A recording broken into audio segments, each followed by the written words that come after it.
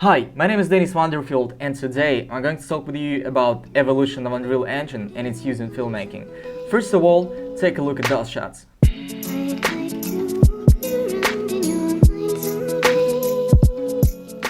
The location isn't real. In fact, this shot is created without chroma key.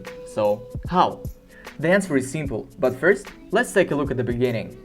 I will show you the graphics of each engine without getting too much into technical specifications, so you can get an idea of how everything changed visually. Here we're taking a look at the game called Unreal, which was released in 1998 along with the first Unreal Engine. And maybe you never heard of it, but if you don't know the next game, you probably know well the universe of the story.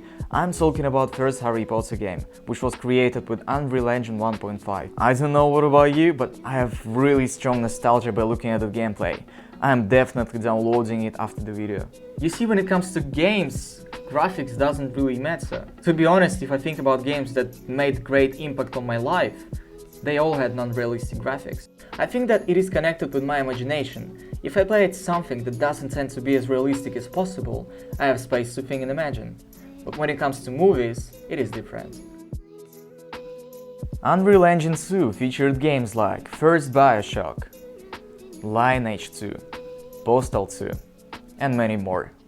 And when it comes to Unreal Engine 3, list of games is huge, enormous, but I'll try to show you list of games that can, in my opinion, represent that generation. The games are BioShock Infinite, Borderlands 2, Dishonored, Life is Strange, Outlast.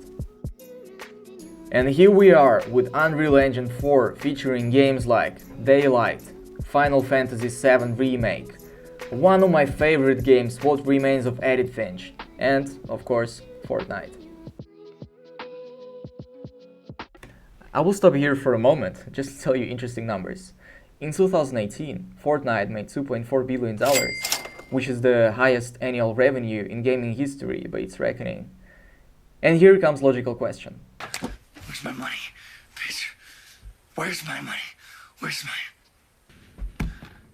Hey Paul, I've heard you were preoccupied about money.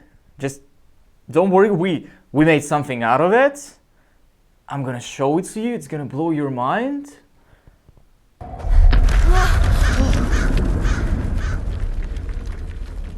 What we see on the screen is not animated video which was prepared in advance. Everything is recorded in real time on PlayStation 5. In the 5th version of the engine, developers were trying to achieve photorealism in graphics. Thanks to the system called Nanite, game studios can use hyper-realistic 3D models with textures in 8K resolution, which we can see in expensive Hollywood movies. Also, on the demo, we see how Unreal Engine 5 handles realistic dynamic lighting in different situations. In graphics, we have two types of rendering, real-time rendering and offline rendering. Real-time rendering is actually what you saw throughout the video. It is used to interactively render a scene like in 3D computer games, and generally each frame must be rendered in a few milliseconds. When offline editing is used to create realistic images in movies, where each frame can take days to complete.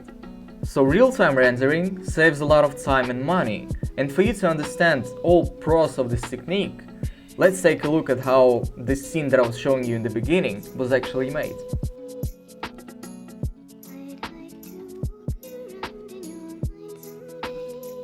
Dennis, what is wrong with you? You're trying to show it as a big thing. But did you know that filmmakers were already using this technique back in the days? Rear projection, man. Take a look at this shot.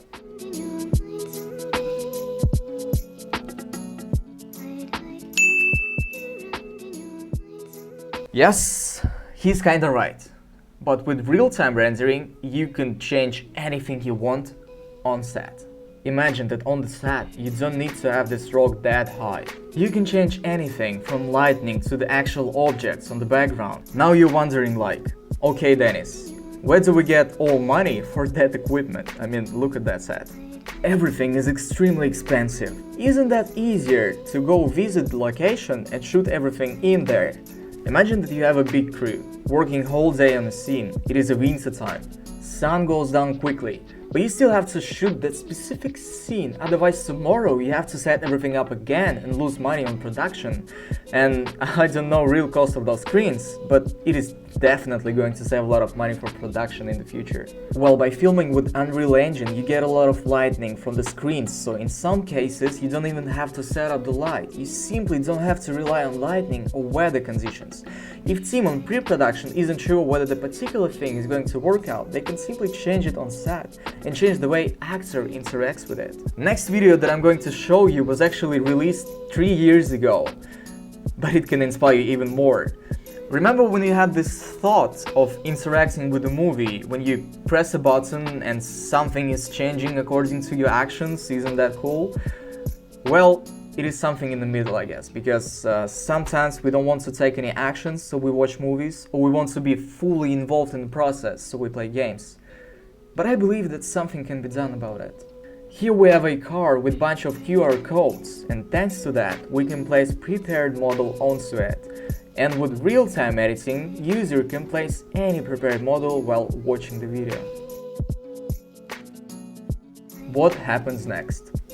I'll leave it to you. Write in the comments if you want to interact with future movies, and if so, what you want to change specifically. And for now, thanks for watching and see you soon.